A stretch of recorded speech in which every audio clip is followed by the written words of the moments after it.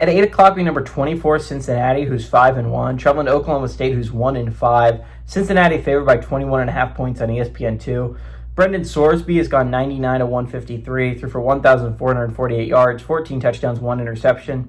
Evan Pryor's had 44 carries for 349 yards and 2 touchdowns, and Caleb Goody's had 17 catches for 354 yards and 2 touchdowns. Zane Flores for the Cowboys gone 77 of 140, thrown for 696 yards, 0 touchdowns, 3 interceptions. Rodney Fields Jr.'s had 55 carries for 257 yards, and Gavin Freeman's had 19 catches for 203 yards and 2 touchdowns. Oklahoma State is really left 3-1 against Cincinnati all time. Lost 2 games against Oklahoma State in 1983 and 2023.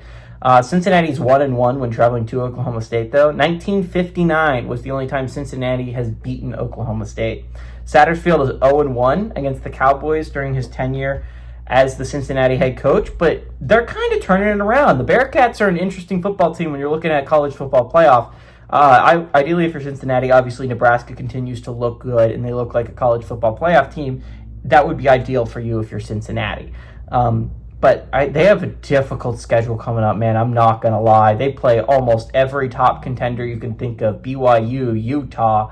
I believe they play Texas Tech down the stretch. I mean, it is a difficult schedule for the Bearcats. This is the one easy game they got, in my opinion. Against Oklahoma State looks like the worst team in the Big 12. This is a team that will be at the bottom of the Big 12, and I think this is going to be the easy game on a lot of teams' schedules. Cincinnati does not have any, again, keep in mind that they played 2 close games so far, right, in the Big 12 play. They barely beat Kansas in a very miracle win against Kansas.